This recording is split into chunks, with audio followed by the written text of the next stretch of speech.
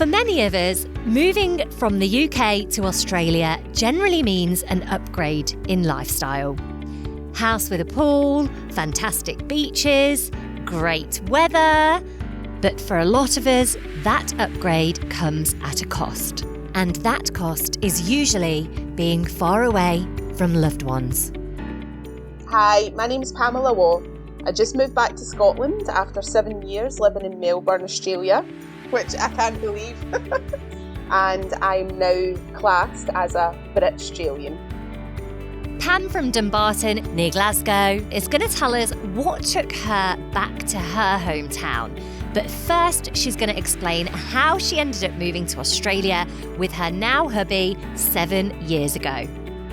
I still can't get out of the way of speaking like an Australian, I must say. G'day, mate.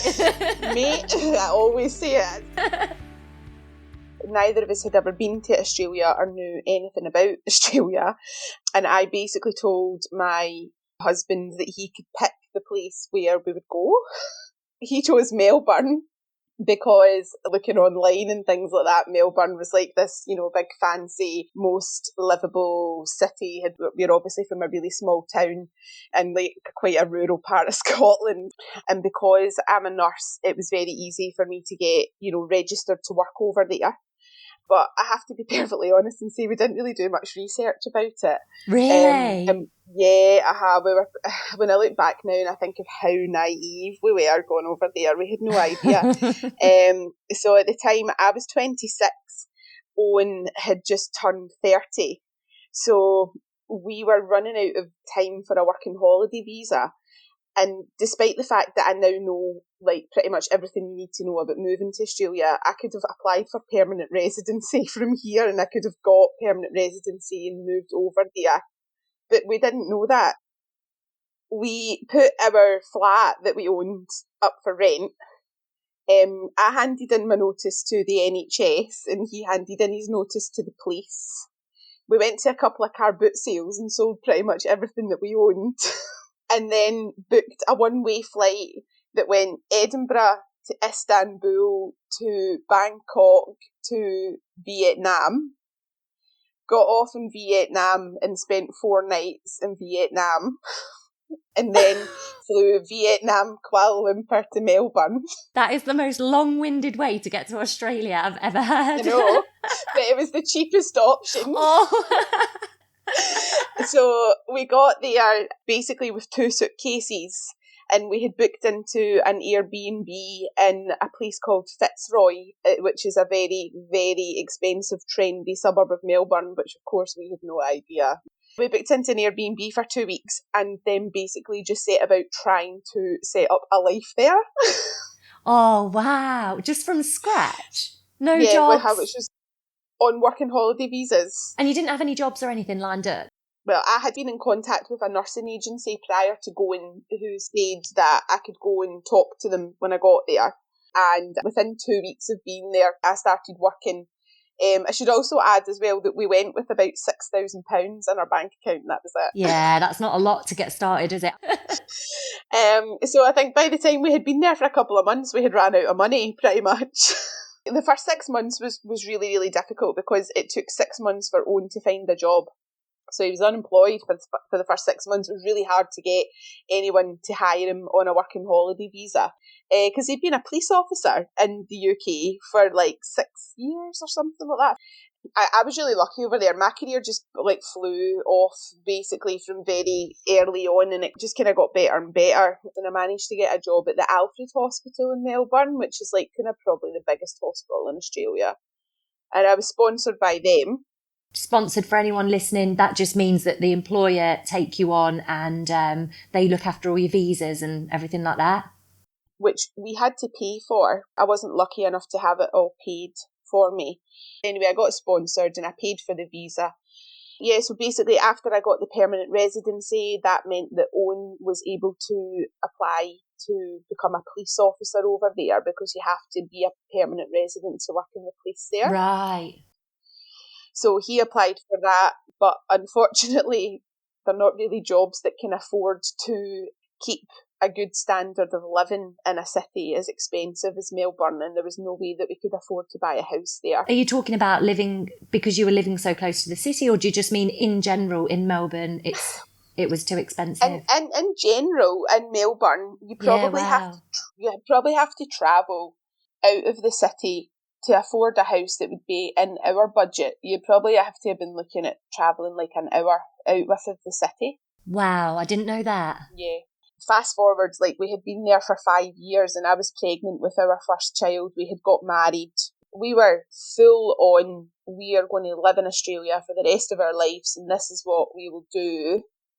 And if you had told me even a year ago, never mind 2 years ago, that I would be living back at home, I would never have believed you because I just was so adamant I would never leave. I'm gobsmacked. Wow. I didn't expect you to say that. I thought you were going to be someone who was wanting to come back for a long time. No. Probably the start of our journey back to moving back home kind of was around the time that we moved out of Melbourne because we couldn't afford to buy a house, so we moved to a regional city called Ballarat. It's a large city still in comparison to, where I'm from. It's got a population of about 120,000 and it had a hospital and we were able to transfer our jobs up there. By that point, I had had a baby and we had moved up to Ballarat and we bought a house, which was still expensive, but within our budget. How far is Ballarat from Melbourne? It's about 100 kilometres, so it was an hour and a half drive. And that was probably the beginning of the end, to be honest, even though we still hung on for another couple of years, because by that point, I had just had a baby. I had moved to a new place. I was really isolated. My husband was working really long hours. I had zero support and I had a baby who didn't sleep. So, yeah, and my friends, like my really good friends, all lived in Melbourne. And a few of them lived even a 2-hour drive from where I was. So it wasn't like you could just jump in the car and go and visit. Yeah. And I did a few times and I went down on the train and stuff and met friends in Ballarat, but they all had their friends and their family and had lived in that place for a really long time. For the first time I felt like a real outsider, I'm I felt so sorry to hear that. Yeah. But I was still in this mindset that, well, I live in Australia and I'm always going to live here. So we just kind of pushed on with living there and we even bought land and started planning to build a house. What, so you owned the house in Ballarat and you also bought land as well, separately? Well, yeah, we're in the process of that, buying land and building a house, but it's just such a standard thing to do over there. It's an Australian thing, yeah. Yeah, it's definitely an Aussie thing. But by that time, I was pregnant with our second child that had two very close together. They were only 18 months apart, or they are only 18 months apart, which is great. But again, I was back at work. It was fine. I could, childcare was fairly affordable over there because I was a permanent resident. But we had no time together because there was no one to even help to look after my wee boy for even a couple of hours for us to go out and have a meal or something like that. And it's not even that, it's just you start to miss that. You have that feeling like you want to spend time with family and friends with your children.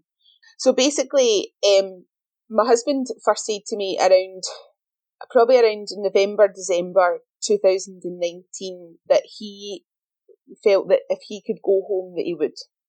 I was really shocked because he'd never said this before.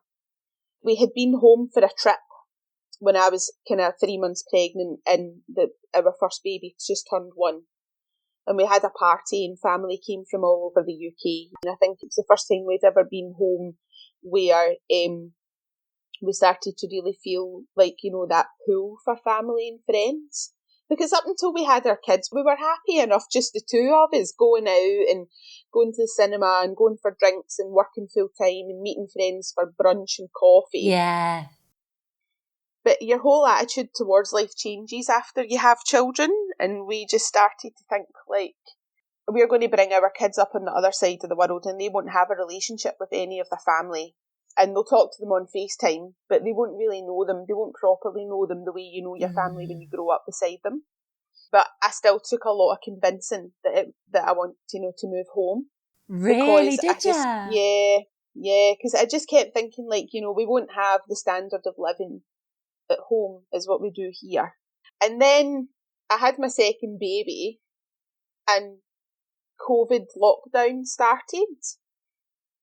And I realised that my life was no different with the COVID lockdown as what it would have been if there was no lockdown, because I lived in a place in Australia where I never really seen many people anyway. And I spent a lot of time on my own with my two kids. And the only real difference was the fact that I was then in a position where there was nowhere that I could take them. So I was at home with an 18-month-old and a newborn baby, and I couldn't even take them to a soft play or a park. Friends in Melbourne weren't allowed to come and visit because it was, you know, very, very strict that you weren't allowed to move from the city to the regional areas. And I spent one whole day on a Saturday thinking to myself, what on earth am I doing here when I could be at home with people who actually care about me and care about my children? And am I really going to sacrifice that for better weather, a job that, is better over here than it would be at home, but you're going to be working part-time for the next number of years whilst you're having children? And my husband came home from work and I just says to him, I was like, right, okay, like, let's do it, let's move home. And he was gobsmacked because he didn't think that I would come to that conclusion. And after we decided we wanted to move home, I just thought, well, what's the point in delaying it? So we decided we would move back home, I think, in the start of May. And I got back into Glasgow in September. Oh my goodness. Not even 4 months later. Yeah, I just packed up my entire life and left. Wow. Did you sell everything? I sold a lot of things, but I brought two move cubes with me. So kind of like small shipping container type things. But I mean, I sold my house. I sold the land. You did all of this during lockdown, did you? During lockdown, yeah. Whole thing. Wow. Yep. Mm-hmm. Yeah. Now that you're back home in Scotland, do you actually feel at home there? I feel ridiculously at home, but it's unsettling at the same time. Is it? Because I can't believe how quickly I've just slotted back into probably what my life was before. What, so you've been away 7 years? Yeah, and you've come I had back? already. Yeah. And most days it does feel really normal. And probably that's more so because I had no intentions of moving back to my hometown. It just wasn't what we thought. You know, we lived in Glasgow before we moved away, and we just assumed that we would move back to Glasgow. Where we live is about 30 minutes outside of Glasgow. It's quite a small town, quite rural. But we've unexpectedly found ourselves back living in my hometown, which we're actually really enjoying, because we're at a stage in our life where it's really handy to have, like, you know, friends and family around us. But at the same time, sometimes I feel like my 7 years in Australia was just some sort of like 7-week extended holiday that I was just there, and it's, you know, friends and family have just adjusted so quickly to us being at home that they don't really realise that we had a whole life in Australia. We were there for 7 years. We had good jobs, we had a house, we had friends. You know, we were together for longer there. We got engaged there, we got married whilst we were living there. Both my children were born there. Yeah. And like Australia is this like massive part of my life. But now that I'm back here, it's really hard. It's really hard to describe it, because like I do miss certain aspects of Australia, but I don't, on a general daily basis, I don't miss it. You know, like I don't feel a pull to go back. No, it's a really weird feeling, and I can completely understand why people move back and forward as many times as they do. You do understand? I don't know how. Yeah, I do. Because when you come back, and initially, it's so hard to get yourself set up again. I can understand why some people think, oh, to hell with this, I'm a way back. So how much did it cost you, the whole move? I would say in total, and obviously including in this is the fact that, you know, like we have bought a house and a car outright since moving back here.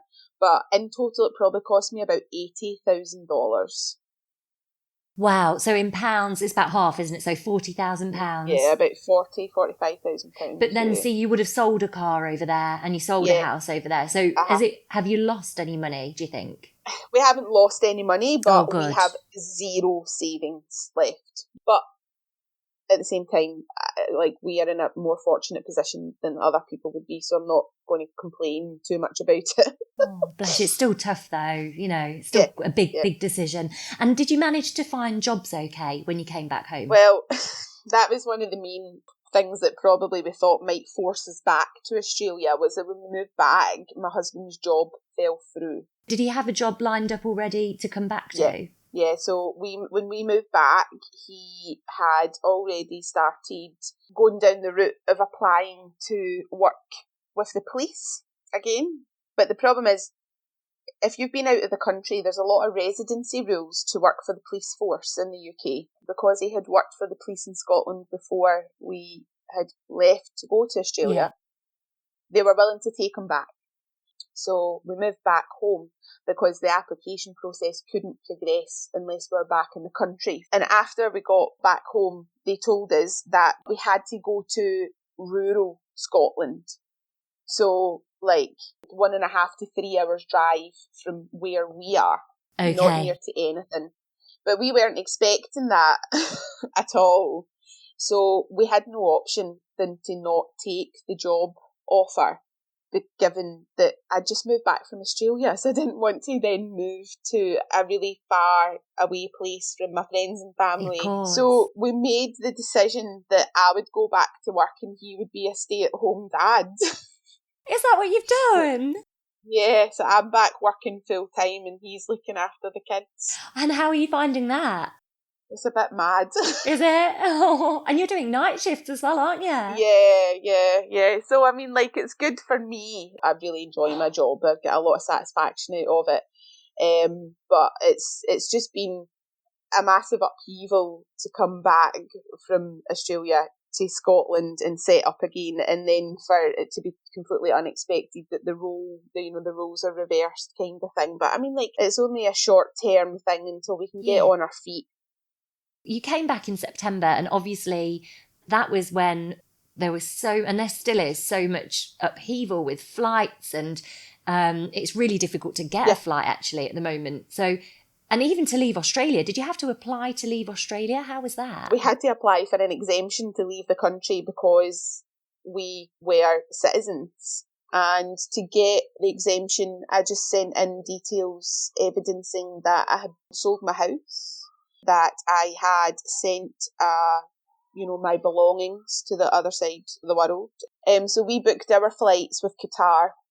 To get a flight, gosh, that would have been really difficult. Trying to even book a flight, because weren't they cancelling all the scheduled flights at that time? Qatar were still flying. I think they've stopped at the Right. moment, but at the time they were still flying. So it was Melbourne to Doha, Doha to Edinburgh, because we'd heard that Qatar were very reliable. But the most difficult part for me probably was I took my dog home. Yeah, Oh, I've got a little staffy dog that we adopted over there. But that became probably the most difficult part because it was very, very difficult to get animals on flights. But yeah, in the end up it worked out fine. Our first flight was actually cancelled and rescheduled, but only to a couple of days later. So it was cancelled from the Tuesday and rescheduled to the Thursday. how much notice were you given that Only it was about 3 cancelled? days, I think. So it worked out perfectly. Oh, brilliant. So you Yeah, all made it home safely. yeah. Great. So just out of curiosity, what did you bring with you in the Move Cube? What did you bring from Melbourne back to Scotland? We brought a lot. We brought a king size bed and a queen size bed, washing machine, tumble dryer, fridge, freezer, several other like small appliances. Would you recommend people bringing stuff back? Was it the right decision to bring those large items back with you? I think for us, what I didn't take into consideration was that a lot of houses in the UK have integrated appliances. And I suppose if it depends on where you're going to stay when you get back, because we had to wait a really long time. So even though we sent the first cube in July, the end of July, it didn't arrive with us until I think the middle of November. So Wow, that's we were ages. back for 2 months, and we slept on a floor. So if you were going to do that trip again, would you still take all that stuff with you, or do you think you would just start from scratch when you get here? I think I would still take it all with me. It was really nice to open the move cube and just have all of our things, like it brought familiarity back to us after, moving back basically and giving up our lives over there. I think it was quite nice to bring some of our stuff so that we now have, things that we bought there. When you moved over in September, was the UK still in lockdown then? So the lockdown had lifted, but there were still kind of various types of restrictions and things like that. And 2 days before we flew home, they announced that they were putting restrictions back in place, that you weren't allowed to go to anyone's house and, all those kind of things. But that would have been heartbreaking. Yeah, it was pretty heartbreaking, to be honest. Oh. But when we got back, we had probably a couple of months of at least some cafes and things like that still being open. So we were able to go out and see people in restaurants and cafes, and then obviously in December everything went back into lockdown again. Has it been nice though, being able to see your family again and the boys spending time with grandparents and things like that? Yeah, it's the reason I know that I've made the right decision to come home. What advice would you have for anyone who is in Australia and they're really longing for home? What would your advice be to them? Life's too short to live in a place that you hate or live in a place that you're not happy. I don't think that you're ever going to get the answer, because see, if you've lived away, you're never going to 100% feel settled when you're back home. There's always going to be aspects of Australia that you will miss, but also when you come back home you realise that it's actually not as bad as what you think it is when you're away from it. I spent a long time in Australia telling myself that this was Australia was the most amazing place in the whole world, and where I was from was the crappiest place in the whole world, and it's not true at all. And since I've been back home, I've had this real, you don't realise how good a place is until you've been away from it. And that's why I know that I've made the right decision, and I'm just as shocked as everybody else, because no one thought we would move back home. I don't miss Australia.